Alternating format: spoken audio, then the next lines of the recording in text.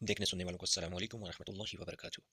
इस वीडियो में वो तमाम चीज़ें डिस्कस करनी हैं जो भाई ये क्लेम करते हैं हम नॉर्मल तमाम चीज़ें समझकर भी इसकी सेटिंग ठीक से नहीं कर पाते। पॉइंट की सरफेस आपस में ठीक से नहीं मिलती। एडजस्टर या तो बहुत नीचे जाके ऑन होता है या बहुत बाज़ औक़ात खुल भी जाता है, वापस लाते हैं जब। इस तरह की बहुत सी बातें इस वीडियो में हम सीखने जा रहे हैं। जो मेरे इस चैनल पे नए साथी हैं उनसे गुजारिश है कि चैनल को सब्सक्राइब कर लें, बेल आइकन पे क्लिक कर लें ताकि इस तरह की मालूमाती वीडियो बर वक्त आप दोस्तों को मिलती रहे। अगर वीडियो अच्छी लगे तो वीडियो को लाइक करें और दोस्तों के साथ शेयर करें। नेशनल की इस्त्री है, जापानी इस्त्री है। इसमें जो भाई मेरे पास ये इस्त्री लेके आया है, बाकी सारी चीज़ें उसको समझ आ चुकी हैं, लेकिन इसकी सेटिंग में उसको प्रॉब्लम बनती है। तो वो तमाम चीज़ें उस भाई को भी दिखा रहा हूँ और आप दोस्तों के साथ भी इसको शेयर कर रहा हूँ ताकि इस तरह की कोई भी प्रॉब्लम वीडियो को देख के सॉल्व कर सकें। सबसे पहले हमने इसको ओपन कर लेना है। इसकी जो वेट सामने आपको नज़र आ रहा है, इसको खोल लेना है, ये तीनों पेज। शायद आज की वीडियो थोड़ी सी लंबी हो जाए, लेकिन डिटेल से मैंने एक एक चीज़ को डिस्कस करना है ताकि किसी तरह का भी कोई प्रॉब्लम आपको फेस ना करना पड़े। अभी इसी कंडीशन में इसको गौर से देखें कि इसमें कौन सी ऐसी चीज़ थी जिसकी वजह से इसकी सेटिंग नहीं हो पा रही। सबसे पहले हमने नॉर्मल टेस्ट लैंप पे सीरीज सर्किट पे इसको चेक कर लेना है। इसके जो एलिमेंट लगा हुआ है इसको चेक कर लेना है, वो तो क्लियर है, वो ठीक है।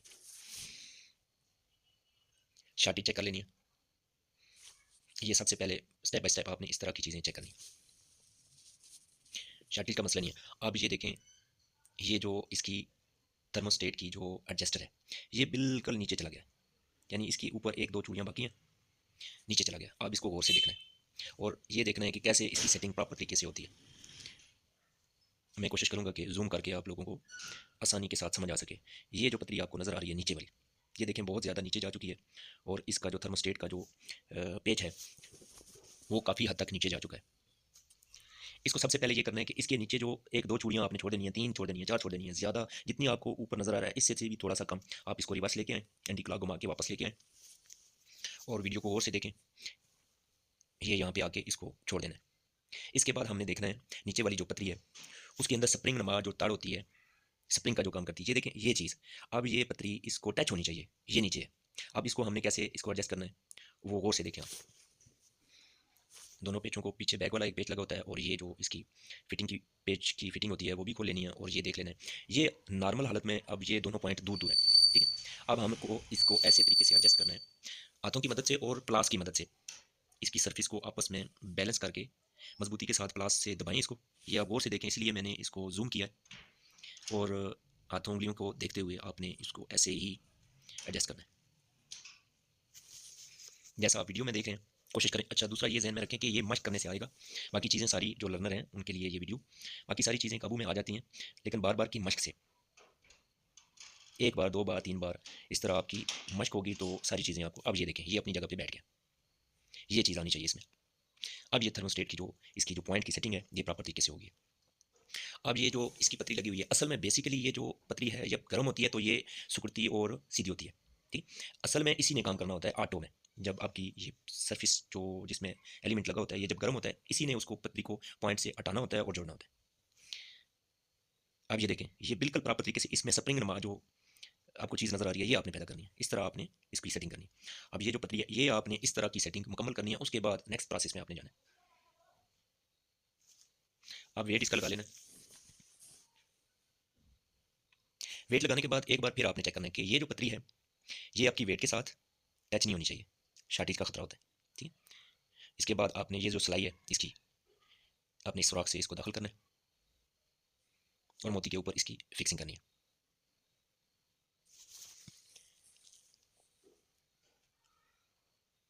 और प्रॉपर तरीके से इसको बिठाना है। बिठा के फिर आपने एक बार फिर दोबारा इस सिलाई की मदद से आपने चेक करना है कि आपकी पतरी प्रॉपर तरीके से वर्किंग कर रही है। अब ये इसके हैंडल में भी एक प्रॉब्लम है, इसको भी आपने देखना है कि कैसे इसको सॉल्व करना है। इसका ये जो पेच लगा हुआ है ये इसको टाइट करेंगे, ये लूज़ हो चुका है और ये पेच हमने चेंज करना है। इससे थोड़ी मोटी चूड़ी और इतनी ज़्यादा मोटी ना हो कि आपका जो इसकी बेस है जहाँ पे ये पेच की फिक्सिंग होती है वो उसकी चूड़ी उसकी जो सरफेस है वो ख़राब ना हो। इतना ज़्यादा भी टाइट नहीं करना और इतना कम भी नहीं। अब ये प्रॉपर अपनी जगह पे सेट हो चुका। अब ये जो छोटे छोटे दो नक्के हैं, एक तो बिल्कुल उतर चुका है, ये आप देख सकते हैं। दूसरा भी जो है वो क्रैक हो चुका है, इसको भी हमने रिपेयर करना है। वो भी आपको दिखाते हैं कि उसका बेहतरीन टिप्स आपको दूंगा कि कैसे आपने इसको रिपेयर करना है। एल्फी की मदद से आपने इसको जोड़ लेना है, क्योंकि एल्फी इसको रोकेगी नहीं। इसमें हम एक और चीज़ भी यूज़ करेंगे, वो भी आपने देखनी है कि वो किस तरह हमने यूज़ करनी।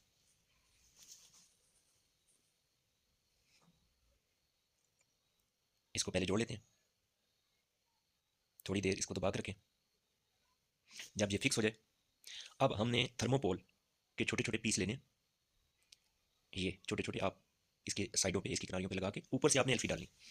یہ اس کا ریئیکشن بھی آپ دیکھیں، یہ جینون سے بھی زیادہ مضبوط ہوگی آپ کی، جو آپ کی وہ نپل ٹوٹی ہوئی ہے نا جینون سے بھی زیادہ نیچے آ جائے گی.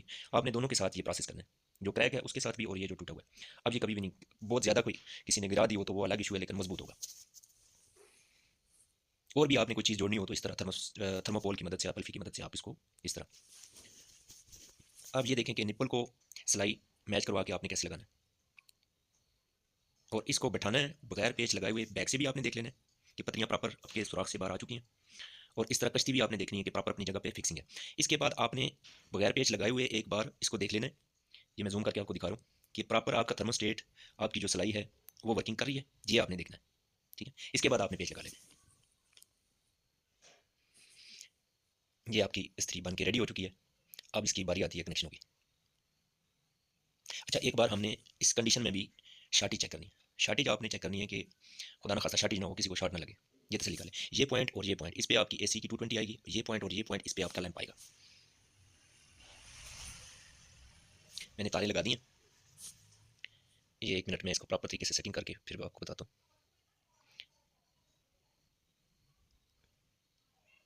یہ آپ نے ایسے کر لینی ہے، لیمپ ایک سائڈ پہ کر لینا ہے اور تار کو اس طرح کر لینا ہے تاکہ کھچ سے محفوظ رہے. اب اس کی کیپ لگا لینی ہے اور بیک کور لگا لینا. اب باری آتی ہے اس کی پراپر جو اس کی 1 نمبر پہ آن کی. یہ دیکھیں پہلے ہی آن ہو رہی ہے. ٹھیک ہے، یہاں پہ میں ابھی اس کو زوم کرتا ہوں. اچھا یہ پہلے آن ہو رہی ہے تو آپ نے کلاک وائر اس کو گھمانا ہے. وہ سامنے آپ کو نظر آ رہا ہو، میں کوشش کروں گا. وہ سامنے تھرموسٹیٹ کا جو ایڈجسٹر ہے وہ اس کی پیج کی یہ، تو یہاں پہ ہم نے کلاک وائر اس کو گھمانا ہے تاکہ پتریوں کی جو ڈسٹینس ہے وہ بڑھے.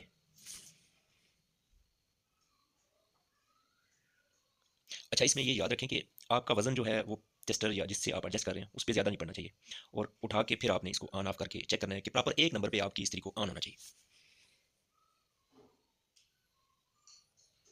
یہ اس کی سیٹنگ ہو چکی ہے. اب چیک کرتے ہیں 1 نمبر پہ. ٹھیک ہے، 1 نمبر پہ اس کی سیٹنگ ہو چکی ہے، بہترین.